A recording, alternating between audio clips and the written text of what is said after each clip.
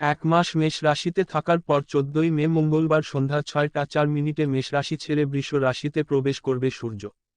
সূর্যের মেষ রাশিতে আগমন 6টি রাশির জন্য সুখের দিন বয়ে আনবে।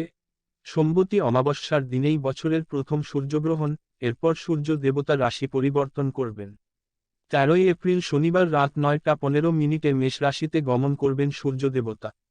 এক মাস মেষ রাশিতে থাকার পর 14ই মে মঙ্গলবার সন্ধ্যা 6টা 4 মিনিটে মেষ রাশি ছেড়ে বৃষ রাশিতে প্রবেশ করবে সূর্য। সূর্যের মেষ রাশিতে আগমন 6টি রাশির জন্য সুখের দিন বয়ে আনবে।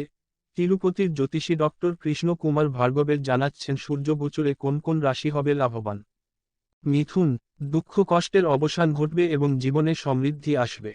কেউ বিদেশে চাকরিও পেতে পারে এবং সেখানে স্থায়ী হওয়ার ইচ্ছাও পূরণ হতে পারে।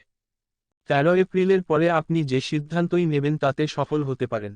পেশাগত দিক থেকে সময় ভালো।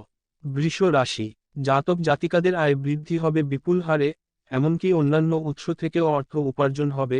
চাকরিজীবীদের জন্য সময় অনুকূল এবং পদোন্নতিও হবে। খ্যাতি এবং প্রভাবও বৃদ্ধির সম্ভাবনা। সন্তান হওয়ার সম্ভাবনাও রয়েছে। বৃশ্চিক, শিক্ষা প্রতিযোগিতার সঙ্গে যুক্ত ব্যক্তিরা বড় কোনো অর্জন পেতে পারেন। আপনি আপনার ইচ্ছা অনুযায়ী পরীক্ষায় সাফল্য পেতে পারেন। সন্তানদের কাছ থেকে সুখের সম্ভাবনা রয়েছে। আপনাকে প্রতিদিন আপনার বাবার পাশ স্পর্শ করার এবং তার আশীর্বাদ পাওয়ার পরামর্শ দেওয়া হচ্ছে। তুলা রাশি, প্রভাব বৃদ্ধি পাবে এবং যা কিছু পরিকল্পনা করবেন তা বাস্তবায়ন হবে, কাজে সাফল্য অর্জন করতে পারেন। এটি আপনার জন্য নতুন সুযোগ নিয়ে আসবে। আপনার শত্রুদেরও পরাজয়ের মুখে পড়তে হতে পারে। বিদেশ ভ্রমণের স্বপ্ন পূরণ হতে পারে। মীন রাশি, আপনার সম্মান ও সম্মান বৃদ্ধি করবে। এটা সম্ভব যে আপনি হঠাৎ পদোন্নতি সুসংবাদ পেতে পারেন। ব্যবসায়িক ব্যক্তিরা সরকারের কাছ থেকে সুবিধা পেতে পারেন এবং পুরনো অমীমাংসিত কাজ এগিয়ে যেতে পারে।